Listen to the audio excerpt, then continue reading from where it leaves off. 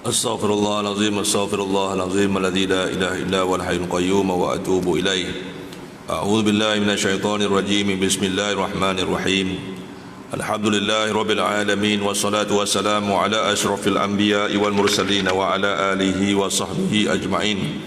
Subhanaka la ilma lana illa ma 'allamtana innaka antal alimul hakim. Rabbi zidna ilma, Rabbi zidna fahma. Hasbunallahu wa ni'mal wakil, ni'mal maula wa ni'man nasir. Amma ba'd. Assalamualaikum warahmatullahi wabarakatuh. Yang saya hormati Yang Bersa Tuan Imam Ustaz Adli, Ustaz Zul dan para pegawai yang sempat hadir bersama pada pagi ini. Yang saya hormati Tuan Pengurusi Tuan Haji Zainal Azim dan seluruh barisan jawatan kuasanya yang sempat hadir bersama pada pagi ini, pimpinan-pimpinan masyarakat, kaum ibu, kaum bapa, hadirin hadirat sedang tetamu Allah yang dirahmati Allah Subhanahu wa taala sekalian. Alhamdulillah, syukur kita kepada Allah Subhanahu wa taala dengan limpahan rahmatnya dapat kita bersama pada pagi ini dalam suasana yang begitu baik. Allah Ta'ala telah gerakkan kita untuk sama-sama menunaikan ketaatan kepadanya. Mudah-mudahan segala amal baik kita yang telah kita laksanakan dari awal pagi sampailah ke penghujungnya diterima oleh Allah Subhanahu wa taala buat kebaikan kita dunia akhirat insya-Allah taala. Jadi insya-Allah pada pagi ini kita menyambung kembali pengajian kita berkenaan dengan Al-Azkar Imam Nawawi rahimahullah dalam membicarakan berkenaan dengan zikir-zikir yang boleh kita amalkan dalam kehidupan kita, dalam usaha kita untuk menjadikan hidup kita ni satu pengabdian diri kepada Allah Subhanahu wa taala. Ya, hidup kita ni sebagai pengabdian diri kepada Allah Subhanahu wa taala. Jadi insya-Allah yang lalu kita sudah melihat berkenaan dengan tandas. Ya, kita dah melihat bagaimanakah Nabi SAW berkenaan dengan bangun daripada tidur. Nabi SAW telah mengajar kita beberapa kaedah, beberapa cara bagaimana untuk kita mulakan kehidupan kita dengan kecergasan, dengan kebaikan, dengan kesejahteraan. Yang mana di awal pagi lagi kita sudah diajar untuk memperbanyakkan zikir kepada Allah Subhanahu Wa Taala. Begitulah kita ni masa kita lahir dulu pun Allah Taala telah mewahyukan kepada Nabi sallallahu alaihi wasallam bagaimana kaedah untuk kita menyambut kelahiran bayi yang baru lahir. Kalau lelaki macam mana, kalau perempuan macam mana. Ya, kita azankan, kita iqamahkan, walaupun perkara itu cuma sunat saja, tetapi sebagai seorang mukmin, sebagai seorang muslim, lebih baik kita buat kerana itu adalah merupakan syiar yang perlu kita hidupkan. Ya, syiar yang perlu kita hidupkan dalam kehidupan ini. Kalau orang beriman tak buat, kalau orang Islam sendiri tak buat, jenis yang macam mana yang akan melakukan benda-benda yang telah diperintahkan oleh Allah dan juga Rasulullah sallallahu alaihi wasallam. Jadi sebab itulah syiar agama Allah ni afdal dibuat. Ya, afdal dibuat pada orang-orang yang beriman, seutama-tamanya kita buatlah. Ya, supaya menghidupkan syiar tu supaya orang tahu ini adalah syiar daripada syiar-syiar Islam, syiar-syiar agama. Walaupun hukumnya adalah sunat, harus, tetapi lebih baik dibuat. Hari ini kita masuk berkenaan dengan pakaian. Ya, adab ketika mana kita memakai pakaian. Bila dah bangun tidur tu biasalah kita akan memakai pakaian. Jadi bila disunatkan untuk membaca bismillah, itu hukumnya sunat. Bukanlah satu benda yang wajib, tapi hukumnya adalah sunat membaca bismillah. Ya, sama ada bismillah penuh ataupun bismillah. Bismillah penuh ni bismillahirrahmanirrahim. Bismillah saja ni maknanya bismillah ajalah. Pendek je, bismillah. Ya, jadi boleh. Kedua-duanya hukumnya adalah sunat. Ya, boleh kita membaca. Dan afdal juga kita membacanya pada setiap pekerjaan yang hendak kita lakukan dalam kehidupan kita. Semua perkara, masuk rumah, keluar rumah, nak mandu kereta, keluar daripada kereta pakai selipar, buka selipar. Ya, kalau kita katakan ada ke doa-doa tertentu, memang ada. Ya, doa-doa tertentu, tetapi memadai kalau kita membaca bismillah. Berdasarkan pada mana? Berdasarkan kepada hadis Nabi sallallahu alaihi wasallam. Ada dalil, kullu amrin, semua perkara, dzibalin la yubda'u fihi bismillahirrahmanirrahim fahuwa aqta. Barang siapa yang mana dia mana-mana perkara, mana-mana urusan ya, yang mana tidak dimulai dengan membaca bismillahirrahmanirrahim, fahuwa aqta. Maknanya kalau ikutkan tafsiran ini dia kata fahuwa aqta, maka ianya terputus. Tapi dalam tafsiran ya, ulama, ya, termasuklah Imam Nawawi rahimahullah, dia kata bahawa maksudnya fahuwa aqta ni, walaupun qata'a tu maksudnya putus, ya, kalau ikutkan bahasa kasarnya dia kata putus dah. Mana-mana pekerjaan yang kita buat tanpa baca bismillah, benda tu putus. Putus ni maknanya ya, macam mana putus? Putus ni mana tak kira lah. Ada yang kata tak kira, tak kira lah. Tapi huraian ulama kata bukan maksudnya tak kira, kurang berkah. Kurang berkat. Tu bahasa yang lebih, rasa saya lebih sesuai. Kurang berkat, ya, kurang berkat. Mana-mana pekerjaan yang kita mulakan pekerjaan itu tanpa membaca bismillahirrahmanirrahim, maka kuranglah keberkatannya. Ya, kurang keberkatannya. Jadi kalau nakkan keberkatan, afdal setiap pekerjaan kita memulakan dengan membaca bismillah. Maka daripada perkara inilah, maka hadis inilah daripada Ibnu Majah ini, maka hadis inilah yang dijadikan sebagai salah satu sandaran yang kuat untuk kita mengamalkan ataupun membudayakan suatu, iaitu kita membaca bismillah tak mana kita memulakan sesuatu pekerjaan, termasuklah memakai pakaian ataupun melucutkan pakaian, ya, sama ada kita buat apa saja pekerjaan yang kita lakukan dalam kehidupan ini yang namanya urusan, maka hendaklah dimulai dengan bismillahirrahmanirrahim. Apa tujuannya tu? Sebab nak betulkan niat.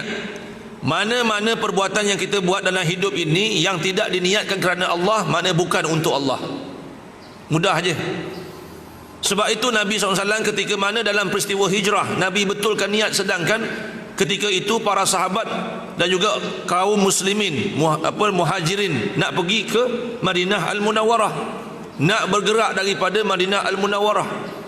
Kalau ikut hukum kasarnya, tuan-tuan, pandang kasar ni, semua ni lah orang yang mulia di sisi Allah Subhanahu wa taala, betul tak? Sebab semuanya bergerak pergi ke Madinah Al-Munawwarah. Tetapi kenapa Nabi SAW membetulkan niat? Nabi SAW kata, faman kanat hijratuhu ilallahi wa rasulih fa hijratuhu ilallahi wa rasulih. Barang siapa yang nak berhijrah kepada Allah, dia tak kata ke Madinah, dia kata kepada Allah, maka dia akan dapat Allah dan Rasulnya.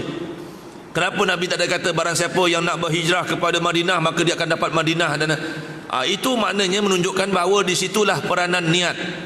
Maknanya walaupun zahirnya nampak baik, nampak soleh, amal baik kita buat tu nampak soleh, tetapi kalau kita tidak niatkan kerana Allah SWT ataupun untuk mendapatkan keredaan Allah, maka amalan itu akan dilepaskan oleh Allah kepada diri kita. Dilepaskan, maka tidak adalah ganjaran di sisi Allah SWT, malaikat sedikit saja.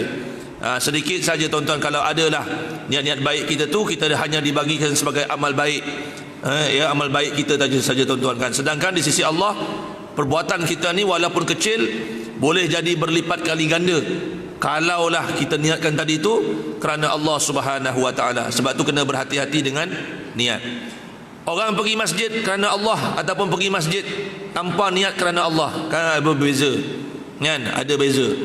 Orang buat amal soleh kerana Allah dan orang buat amal soleh, ya, tanpa kerana Allah SWT. Tu, ya, sebab itulah saya ingat satu kata-kata malam tadi saya mengajar di, ya, satu surau sebut berkenaan dengan syarah Al-Hikam.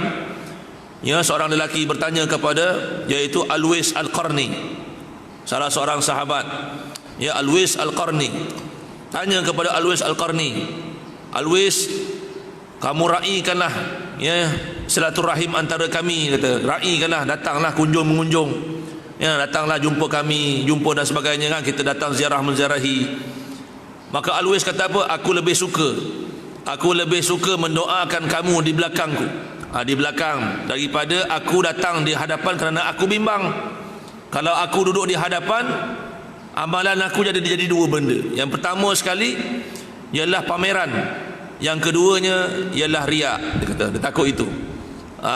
Apa maksud pameran? Pameran ni maknanya sekadar luaran saja, hiasan.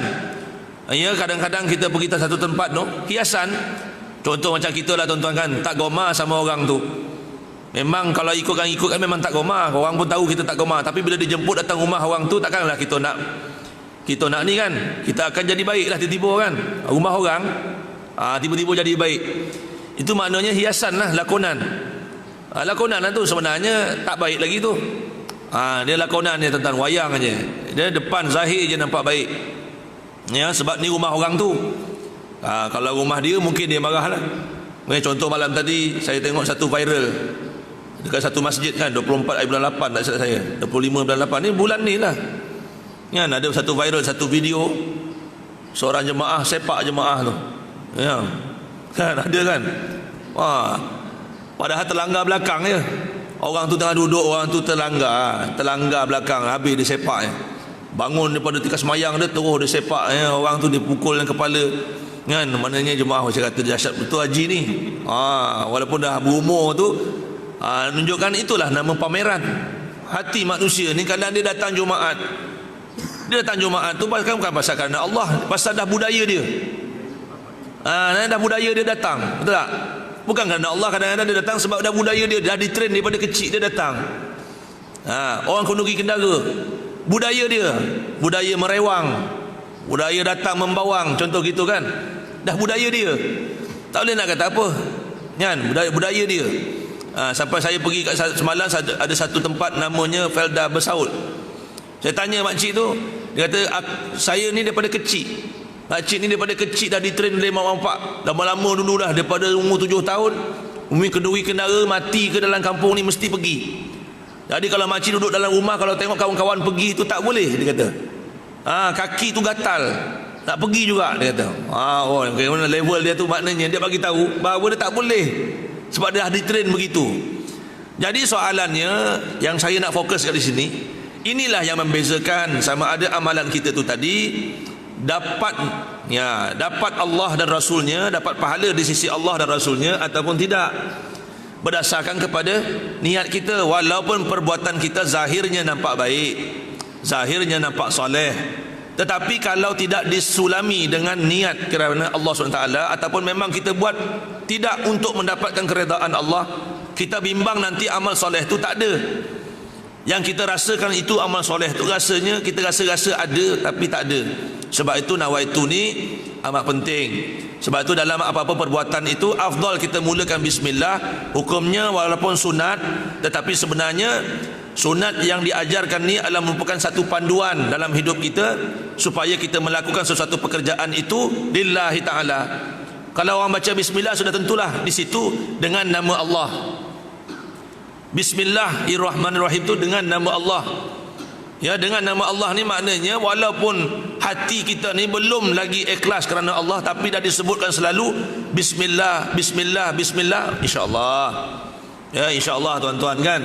Insya-Allah lama-lama dipujuk juga, hati ni dilentur juga untuk kita sentiasa ingat kepada Allah Subhanahu Wa Taala. Sebab itu afdal kepada orang yang beriman, kepada orang-orang yang muslim, dalam melakukan setiap perbuatan, setiap tindakan, setiap apapun, afdal dimulai dengan membaca bismillahirrahmanirrahim. Macam kita nak sembahyang lah, walaupun sembahyang tu niat yang paling afdal ialah dalam hati tu. Ya, dalam hati kita tu niat yang paling afdal sekali. Tetapi tuan-tuan, dengan cara kita menzahirkan niat tadi, usalli kan, jadi sekurang-kurangnya di hujungnya tu ada lillahi ta'ala. Usalli lillahi ta'ala, itu paling pendek lah. Aku semayang kerana Allah, itu paling pendek. Ada yang kata, Ustaz, usalli fardhan zuhri arba'a raka'atin saja aku semayang ni.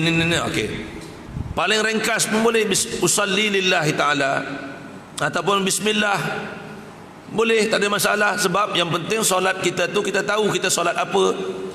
Ya, solat zuhur ke, solat isyak ke, solat maghrib ke, kita tahu. Ya, maknanya kita mengerjakan sesuatu perbuatan itu dalam keadaan waras. Ya, tak boleh lakukan perbuatan dalam keadaan kita tidak waras. Ya, tidak, orang kata tidak sedar, tak boleh. Ya, okey. Dalam hal memakai pakaian ini, maka yang pertama dah tahu dah hukumnya sunat untuk kita membaca bismillahirrahmanirrahim. Mana-mana perbuatan yang kita buat tanpa baca bismillah, maka kurang barakahnya. kurang berkahnya. Okey. Dalam bab ini ada berkenaan dengan doa-doa. Ya, berkenaan dengan doa-doa yang diajar oleh Nabi sallallahu alaihi wasallam, yang Nabi sallallahu alaihi wasallam baca, okey, daripada Muaz, daripada Anas. Ya, banyak sekali lah. Ya, jadi apapun doa-doa ini bolehlah diamalkan, satu benda yang baik. Tetapi saya nak bagi tahu tuan-tuan kan, dalam keadaan kita ni, ya, kita amalkan baca bismillah dulu. Yang lain-lain doa-doa ni bolehlah tuan-tuan cuba hafaz. Ya, cubalah hafaz sikit-sikit kalau dapatlah. Ya, kalau dapat hafalkan sikit-sikit mana yang boleh.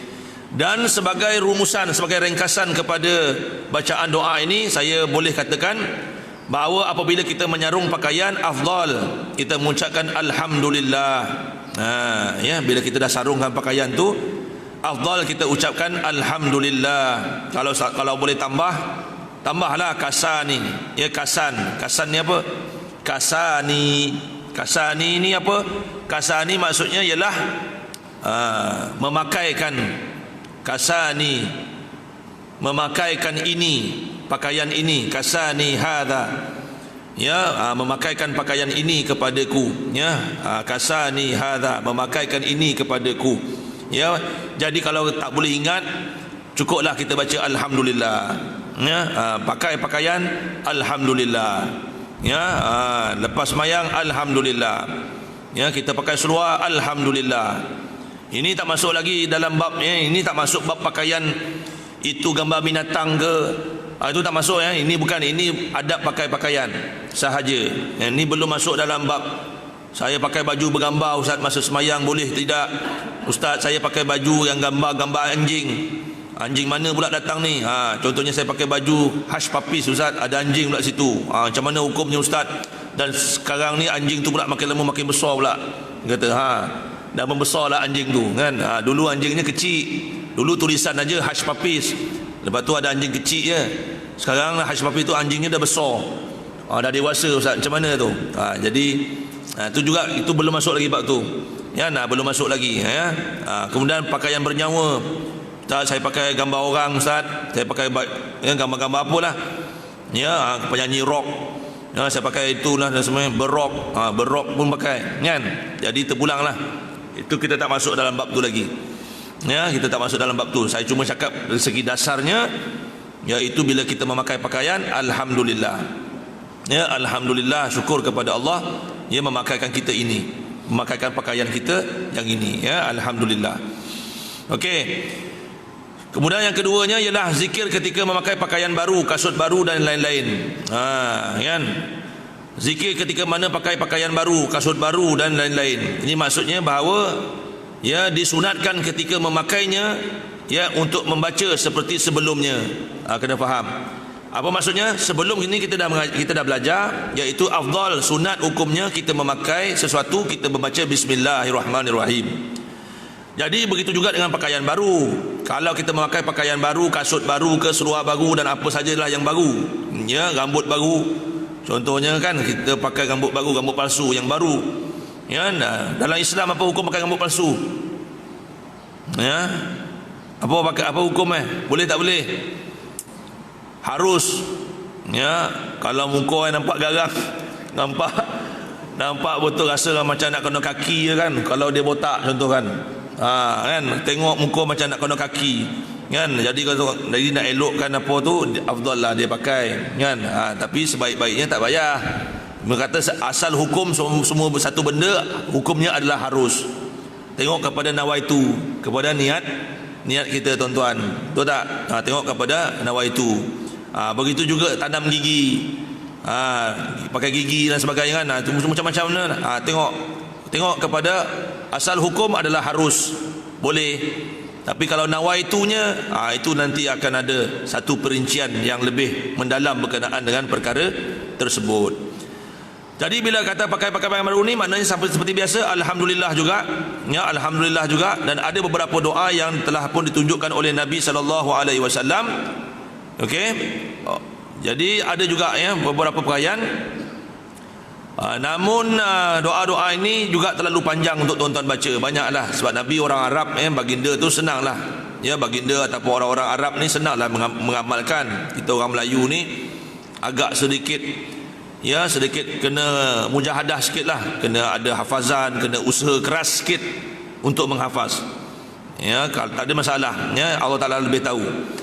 Jadi apabila kita kata gitu, maka lebih baiklah kita cuba mengamalkan membaca tadi. Ya, yang keduanya alhamdulillah.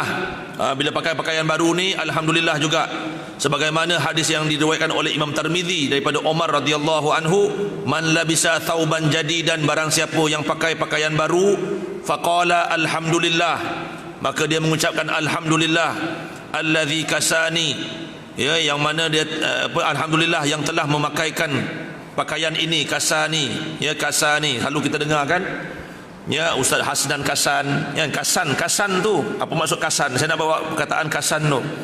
Kasan dengan kasal lain. Ya, kasal tu kalau orang Jawa kata kesel lain. Kan? Kesel lain, kasal lain, kasan lain. Jawa ni ada tempias Arab kan. Dia kesel aku. Kan bising-bising kan. Kesel aku ngomong sama-sama apa. Jadi macam-macam tu lah.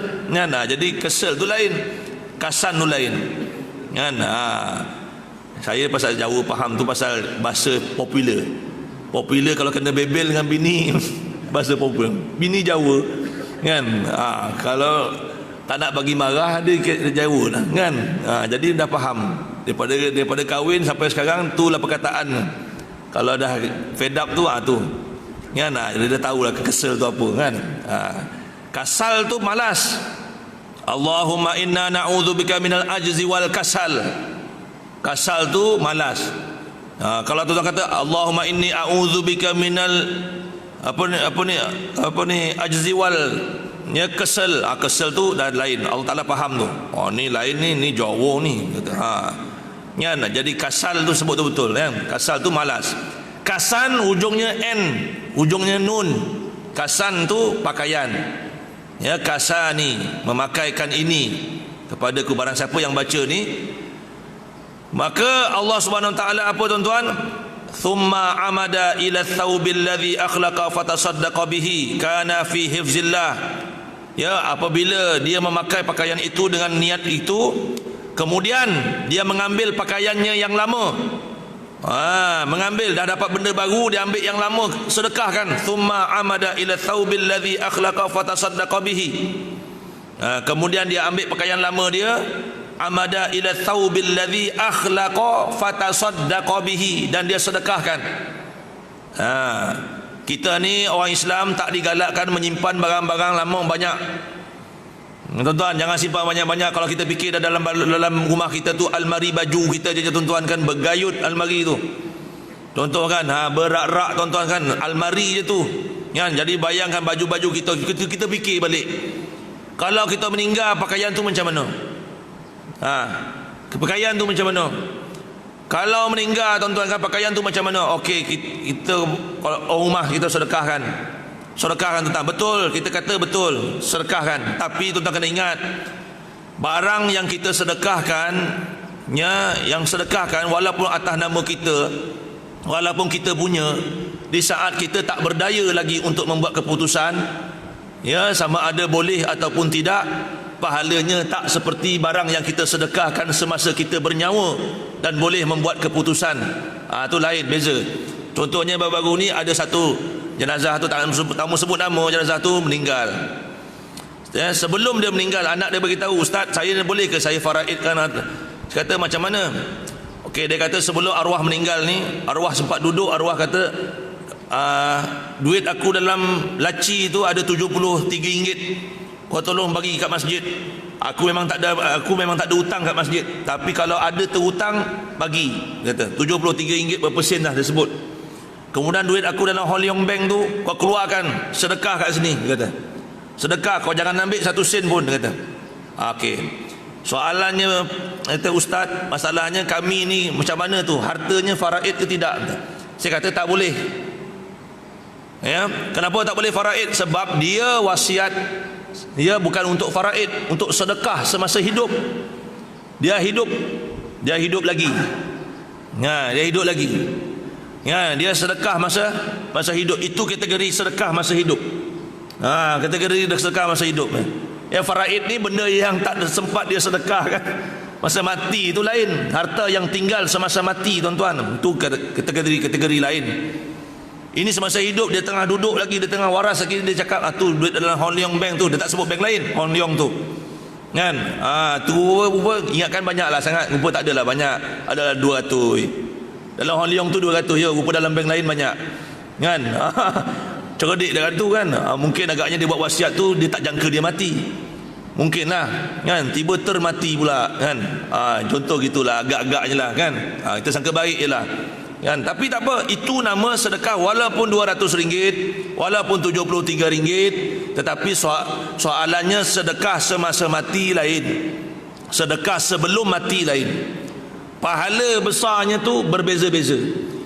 Sedekah selepas kita mati, tuan-tuan, kalau kita orang selongkar, kita punya laci, main tengoklah laci arwah ni, tengok dia pun tengok laci arwah ni, mana-mana tempat-tempat rahsia arwah-arwah ada simpan handphone ke apa semua kan. Tu simpan-simpan, terjumpa pula duit. Jumpa duit, ada duit ni apa semua.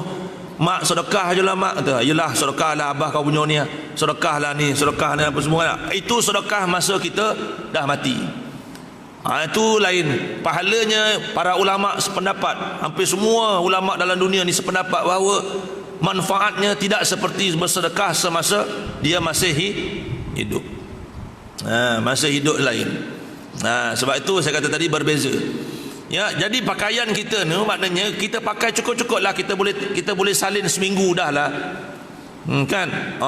Kan? Ni 30 hari punya pakaian, setiap hari baju lain. Kan?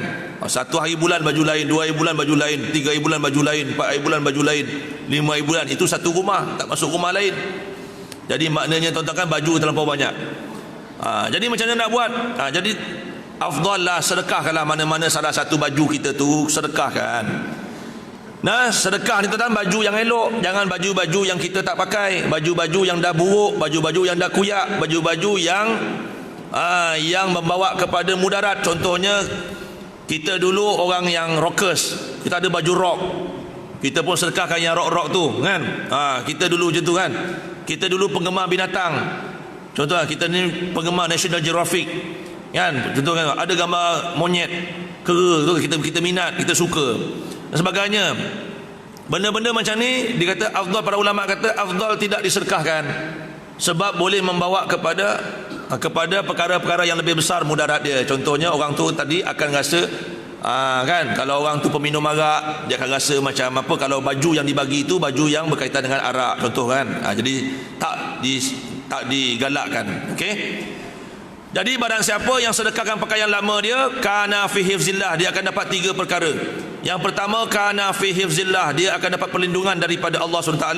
Wa fi kan fillahi azza wa jalla, kemudian dia juga akan mendapat pengawasan daripada Allah Subhanahu wa taala. Dan yang terakhir sekali, wa fi satrillahi hayyan wa mayitan, maka Allah Taala akan pelihara aib dia hayyan wa mayitan, iaitu ketika dia hidup dan juga ketika dia mati. Orang yang sedekahkan, suka sedekahkan pakaian dia, tuan-tuan, yang elok-elok ya, sebab pun para sahabat dulu memang pakaian dia itu je.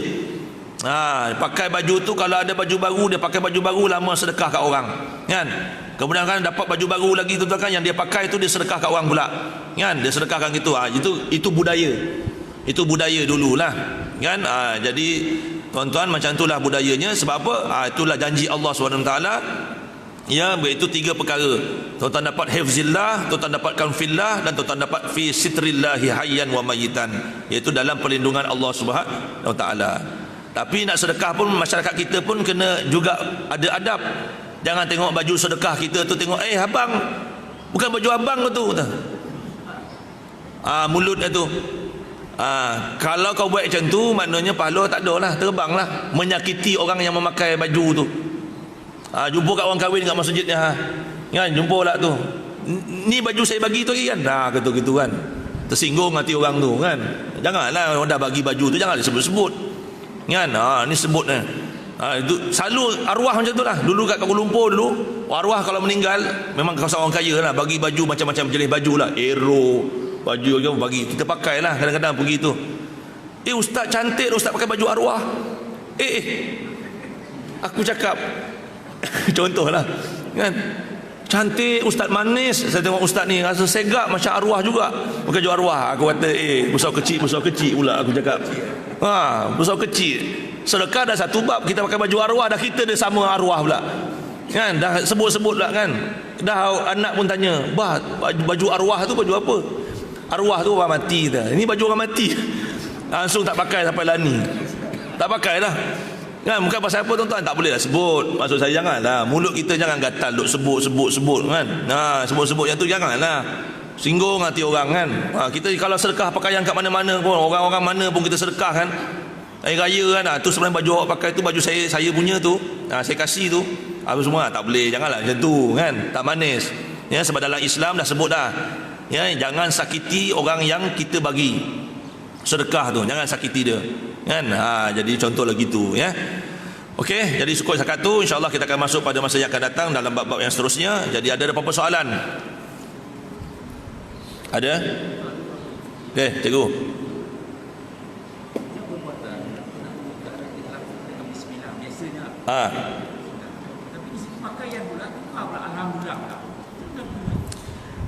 Dah sarung alhamdulillah. Masa pakai afdal kita ambil pakaian tu kita baca bismillah. Sebenarnya bismillah. Kemudian masa kita menyarung tu ataupun dah lepas sarung kita baca alhamdulillah. Lepas sarung kan, bismillah kemudian alhamdulillah. Dapat sarung. Kalau separuh sampai ke kepala je, lepas tu tak sempat sarung dah innalillah pun susah juga kan. Dapat buka baju alhamdulillah kan. Kalau tak boleh buka, orang bukakan, orang gunting je tuan-tuan. Baju mahal kita tu orang gunting je. Malas nak buka-buka dah kan, dah keras kan. Jadi kadang-kadang itulah kata tadi alhamdulillah dapat buka kan. Alhamdulillah. Tu syukur kepada Allah Subhanahu Wa Taala. Ya, masuk kereta dapat start kereta tu, enjin hidup, alhamdulillah. Dah hidup pula boleh jalan, alhamdulillah. Berapa kali alhamdulillah tu? Maknanya gitulah. Macam orang lepas makan sendawa, alhamdulillah. Sebenarnya dalam nas, dalam dalil mana ada Nabi ajar sendawa ucap alhamdulillah? Tak ada. Mana ada? Carilah mana-mana hadis pun. Ada kata Nabi kata kalau kamu sendawa ucaplah alhamdulillah? Tak ada. Tapi kenapa kita sendawa suka main? Alhamdulillah, alhamdulillah, lagi kuat. Alhamdulillah. Berlawan-lawan pula kan. Apa sebab kita buat macam tu? Sebenarnya alhamdulillah tu bukan merujuk pada sendawa tu. Rujuklah pada pertama ada orang syukur angin keluar. Alhamdulillah, syukur. Kalau tak tuan-tuan, kalau dia duduk dalam perut tu susah. Yang keduanya, sendawa itu lambang kepada kenyang. Kenyang tu lah kata ucapkan alhamdulillah. Sebenarnya kalau ikut Islam betul-betul, sendawa tu dah berhenti makan dah. Tengah-tengah makan tuan-tuan, sendawa tu dah kena berhenti dah. Dah kena berhenti ikut betul-betul lah. Tapi tak ada sendawa baru 10 kali pun. Tak adanya kan. Jadi kita punya budaya tu beza. Jadi nak islamikkan tu, itu nak kata tadi, bila dapat nikmat alhamdulillah. Ya, sampai rumah je lagi pun alhamdulillah kan. Syukur ya sampai kepada rumah kita tuan-tuan. Okey. Jadi itulah sebenarnya untuk pagi ni yang boleh kita kongsi bersama. Mudah-mudahan kita dirahmati oleh Allah Subhanahu Wa Taala. Sekian wabillahi taufiq wal hidayah. Assalamualaikum warahmatullahi wabarakatuh.